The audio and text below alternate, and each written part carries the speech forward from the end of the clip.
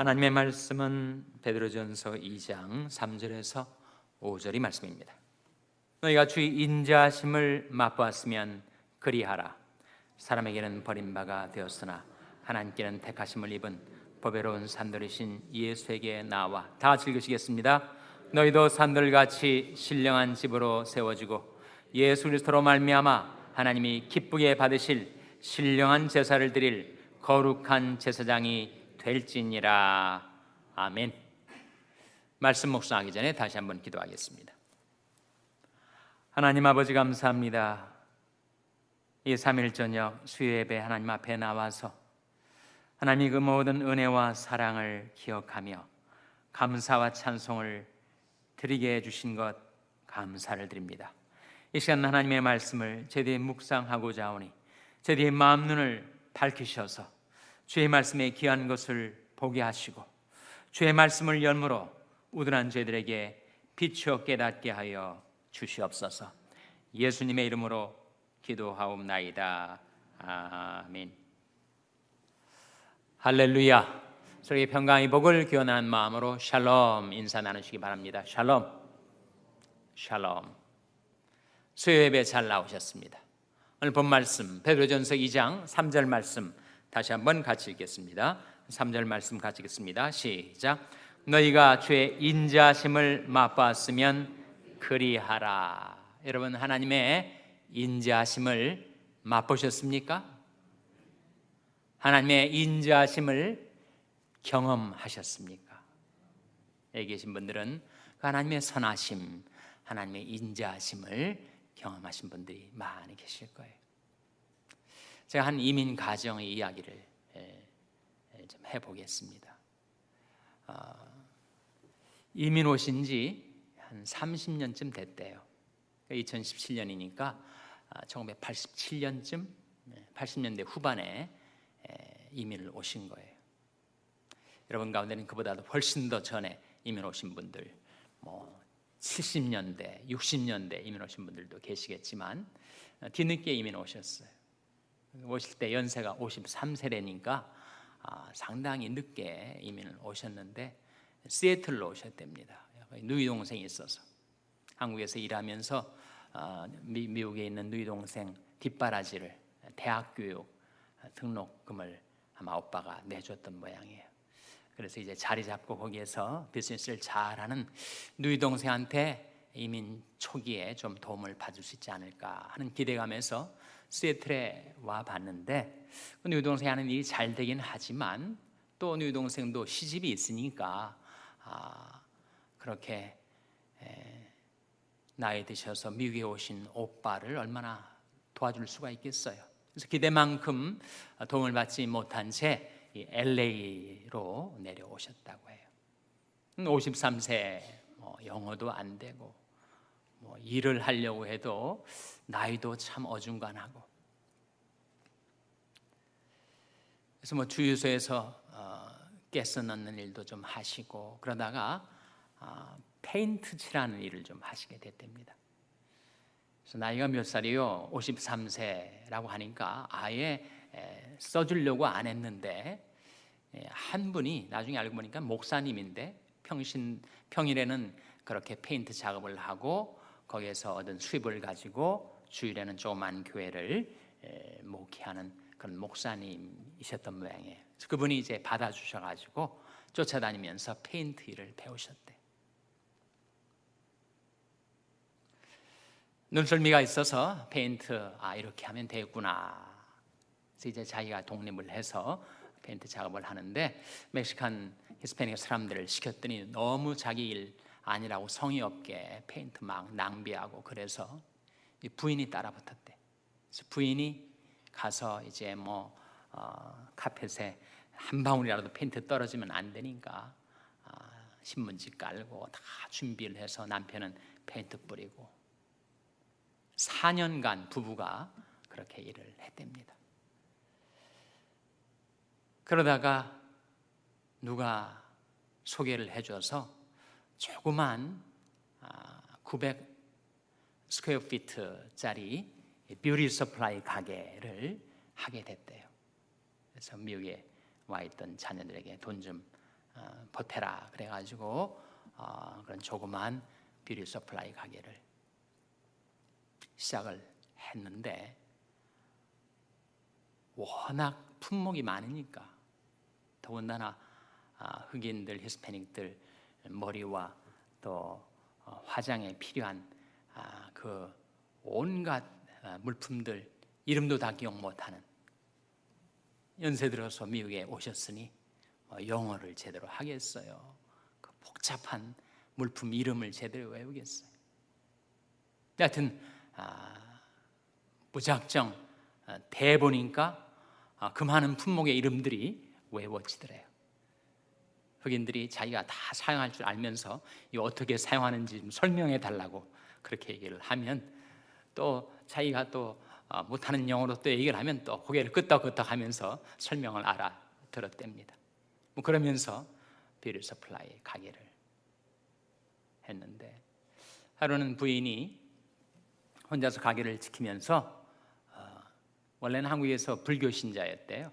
그래서 미국에 올 때도 뭐 불경하고 또 뭐 부적하고 이런 것들 잔뜩 가지고 와서 그것들이 자기를 지켜줄 줄 알고 그렇게 왔는데 워낙 미국 이민 생활이 쉽지 않으니까 또 때마침 아들이 고등학교를 미국에서 마치고 이라크전, 걸프전에 또 참전을 하게 돼서 아들이 생사가 궁금했던 이 부모님들이 그야말로 막막해서 하나님을 찾게 되고 교회로 나오게 되었던 모양입니다. 그래서 아들 살려달라고 아들 지켜달라고 기도하려 하다가 그분들이 교회에 걸음을 내딛게 되었던 모양이에요. 그래서 처음 교회에 와서 배운 찬송 405장 나 같은 죄인 살리신 Amazing Grace, 물론 한국말 가사로 그 찬송을 부인이 카운터에 앉아서 하고 있는데 어느 흑인이 들어와 가지고 자기 팔뚝을 보여주면서 팔뚝에 털이 다 곤두섰다는 거예요. 자기 너무 감동을 받아가지고 그래서 다시 한번 그 노래를 좀 불러달라고 전화기 녹음을 하겠다고 들이대는데 남편이 보니까 무슨 권총을 들이대는 줄 알고 깜짝 놀래가지고 봤더니 이 사람이 자기가 불렀던 찬송을 다시 한번 들려주면 녹음해서 자기 와이프한테 들려주겠다고 하라고 하는 거라고 하니까 그럼 빨리 녹음하라고 또 남편이 또 녹음을 하라고 해서 하여튼 그 찬송을 불러줬대. 이것이 기회가 돼서 그분이 여러 가지로 도와줬답니다. 컴튼 이런 데서 뷰티 서플라이 하면 정말 위험한 일 당하니까 여기다가 예수님 사진을 크게 갖다 붙이라고. 그러면 흑인들도 예수님 안 믿는 사람들도 그 사진을 보는 순간 못된 짓을 하려다가도 금방 멈추게 될 거라고. 그래가지고 가게에다가 큰 예수님 사진, 얼굴 사진을 갖다 붙이기도 하고. 하루는 뷰티 서플라이에서 일을 하는데 갑자기 여기가 뭐가 시원한 게 느껴져가지고 이렇게 봤더니 권총을 누가 들이댄 거예요. 권총이 플라스틱 총이 아니라 진짜 총이니까 아주 차가웠답니다. 그래서 남편이 어떻게 됐나 봤더니 남편은 또 다른 흑인한테 잡혀가지고 완전히 곤두박질 하듯이 그렇게 두 부부가 두 흑인 강도, 권총 강도에 의해서 완전히 생사가 위기에 놓여 있는 그 순간에 이 부인이 한국말로 하나님 이럴 때는 어떻게 되는 거예요? 이렇게 얘기를 했다는 거예요. 하긴 흑인 강도가 무슨 말인지 어떻게 알겠어요? 교회 나온 지 얼마 안 되기 때문에 그야말로 어린아이 같은 그런 마음으로 하나님 이럴 때는 제가 어떻게 해야 되는 거예요? 그렇게 얘기를 했다는 거예요. 그런데 돈을 내라고 호주머니를 다 뒤져봐도 돈이 없고 카운터에 가보라고 거기에 돈이 있을 거라고. 또 시간이 좀 지체가 됐는지 이 두 흑인들이 갑자기 권총을 파켓에다가 집어넣고 유유하게 언제 라버리를 했느냐는 듯이 그렇게 가게를 빠져나가더라는 거예요. 그런 온갖 어려운 일들 다 겪으면서 하나님만 바라고 하나님께 기도하고 자식들을 위해서 그렇게 정말 개미처럼 아침부터 저녁까지 일하는 그런 세월을 보내다 보니까 하나님이 복을 부어주시는데 정신 못 차릴 정도로, 주체 못할 정도로 그렇게 복을 쏟아 부어주시더래요. 900 스퀘어피트 가게가 4,000 스퀘어피트 가게로 늘어나고, 또 그 가게가 또 가게를 새끼치듯 늘어나서 가게가 4개가 되고, 그래서 자녀들에게 그것을 다 물려주고, 그렇게 살다 보니까 30년의 세월이 흘렀다. 80대 초반이 되신 한 이민 가정 이야기입니다. 너희가 여호와의 인자하심을 맛보았으면 그리하라. 베드로전서 2장에 나온 말씀이죠. 시편 34편의 인용입니다. 이렇게 나옵니다. 너희는 여호와의 선하심을 맛보아 알지어다. 그에게 피하는 자는 복이 있도다. 그런 말씀이 나와요. 너희는 여호와의 선하심을 맛보아 알지어다. 그에게 피하는 자는 복이 있도다. 그래서 우리가 환난 풍파많은 이 세상 속에, 위험도 많고 사고도 많고 환난도 많은 이 세상 속에 우리가 하나님께로 피하면 우리는 하나님의 선하심, 하나님의 인자심을 맛보게 될 뿐만 아니라 하나님께서 복을 내려주신다. 때가 되면 우리가 정신을 못 차릴 정도로 하나님께서 복을 부어주시는 우리 좋으신 하나님, 그 하나님께 기도하고 그 하나님께로 피하는 자는 복이 있다 라고 하는 말씀입니다. 그 다음 구절 4절 5절 말씀 같이 읽겠습니다. 4절 5절 말씀 같이 읽겠습니다. 시작.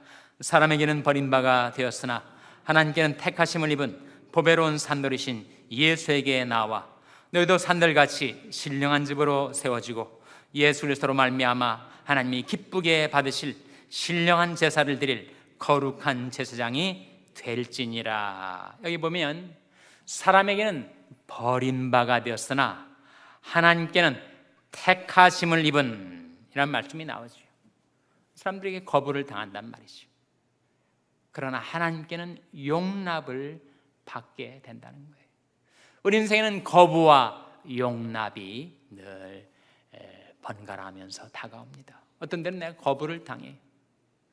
세상에서 실패하는 것, 거부당하는 거죠. 세상에 학생이 시험에서 페일하는 것, 정말 거부감, 자기가 거부를 당했다는 느낌을 갖게 되지 않겠습니까? 인간관계 속에서 내가 홀대를 당했다, 무시를 당했다, 거부 당했다는 느낌을 갖게 되겠죠. 우리는 정말 세상에 살면서 내가 거부를 당했구나 라고 느껴지는 경험을 할 때가 있습니다. 그런데 사람에게는 버림을 받았으나 하나님께는 택하심을 입은 보배로운 산돌이신 예수, 예수님도 우리 앞서서 사람들에게 버림을 받으셨어요. 유대 종교 지도자들에게 버림을 받으시고 로마 군인들에게 버림을 받으시고 하나님을 거역하는 세상 사람들에게 주님은 거부를 당하시고 배척을 당하시고 버림을 받으셨습니다.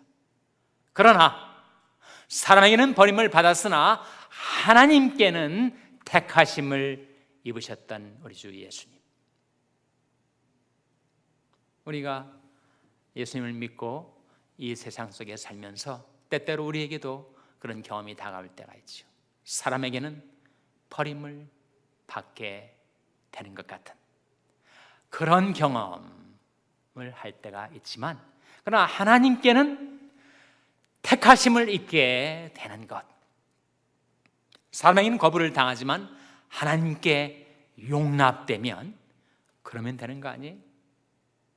우리 주 예수님께서 그렇게 이 세상에 사실 때 사람에게는 버림바가 되었으나 하나님께는 택하심을 입은 보배로우신 산돌이신 예수에게로 우리가 나온 거 아닙니까? 그래서 우리도 산돌같이 신령한 집으로 세워지고, 이 신령한 집이 뭐죠, 여러분? 신령한 집이 뭡니까? 여러분, 한 사람 한 사람이 산돌, 리빙스톤이 되어서 지어지게 되는 그 신령한 집이 뭐예요? 그것이 바로 교회 아닙니까? 교회. 이 집은 살아계신 하나님의 교회요 진리 기둥과 터이니라.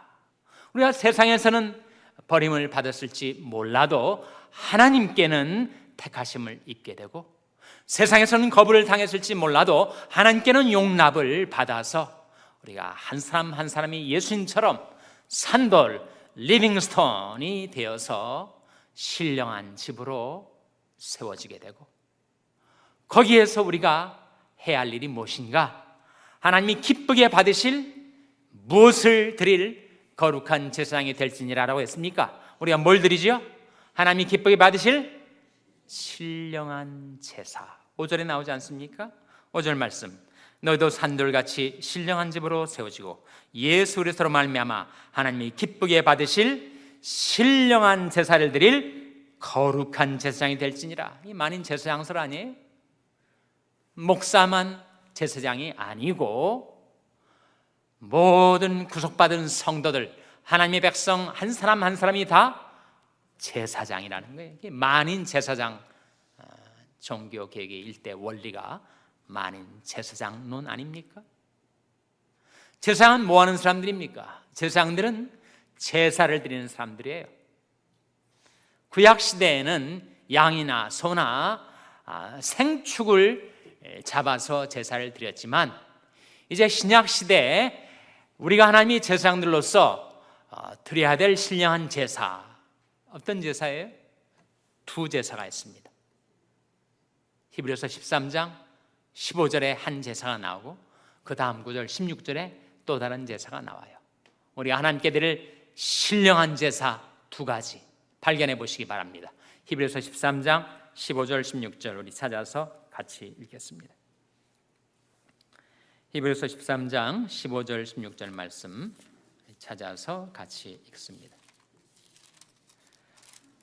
신약성경 369면, 신약성경 369면 히브리서 13장 15절 16절 말씀, 먼저 15절 같이 읽겠습니다. 시작. 이러므로 우리가 예수로 말미암아 항상 찬미 제사를 하나님께 드리자. 이는 그 이름을 증거하는 입술의 열매니라. 여기에 첫 번째 제사가 나오죠. 무슨 제사입니까? 찬미 제사. 무엇으로 말미암는 찬미 제사예요? 예수로 말미암아, 예수님 때문에. 사실 예수님이 없다면 마음에 즐거울 것도 없고 기쁠 것도 없고, 정말 이 인생은 심드렁한 인생, 그야말로 잿빛 우울한 인생이 될 수밖에 없었겠지만, 예수로 말미암아 우리가 감사와 기쁨을 가지고 찬미 제사를 드릴 수 있지 않게 되었는가. 우리가 지난 주일 샬롬 찬양의 밤 연말 음악 예배 때 정말 찬미 제사를 너무나도 아름답게 하나님 앞에 드렸습니다. 어떻게 그런 찬미 제사를 드릴 수가 있다고요? 예수로 말미암아. 그래서 우리가 세상에서는 별 볼 일 없는 사람 같아도 우리는 예수로 말미암아 하나님이 기쁘시게 받으실 찬미 제사를 드리는 자이다, 그런 제사장이다 라는 거죠. 그 다음 구절 16절에 또 다른 제사가 나옵니다. 16절 말씀 같이 읽겠습니다. 시작. 오직 선을 행함과 서로 나눠주기를 잊지 말라. 이 같은 제사는 하나님이 기뻐하시느니라. 여기에 또 다른 제사가 나오는데 무슨 제사입니까? 선행과 나눔의 제사. 우리 하나님 앞에 찬미 제사를 드리는 것과 동시에 우리가 생활 속에서 십자가의 종축과 횡축이 있는 것처럼 위로 하나님께 찬미 제사를 드리고 좌우로 수평적으로 우리 이웃에게 선을 행함과 나눠주기를 즐겨하는 제사. 그것을 어떻게 하신다고요? 하나님이 기뻐하십니다. 하나님 기뻐하세요. 직접 우리가 하나님께 드리는 찬미의 제사만 기뻐하시는가? 우리가 생활 속에서 선을 행하고 서로 나눠주기를 즐겨하는 그러한 제사를 드리며 살아가는 것을 하나님은 기뻐 받으십니다. 그래서 우리가 세상 속에서는 비록 버림을 받고 거부를 당하는 그런 좌절감, 그런 실패, 그런 거부당했다는 느낌을 갖게 될 때가 있을지라도 내가 하나님께 용납되면 되는 것 아닌가, 하나님이 나를 받아주시면 그러면 다 되는 것 아닌가. 하나님께는 택하심을 입은 보배로운 산돌이신 예수에게 나와 저와 여러분도 산돌같이 신령한 집으로 세워지고 하나님이 기쁘시게 받으실 두 가지 제사, 찬미의 제사와 선행과 나눔의 제사, 다 예수로 말미암아 드려지는 제사입니다. 그런 제사를 드리는 거룩한 제사장이 되시기를 주님의 이름으로 축원합니다. 기도하시겠습니다.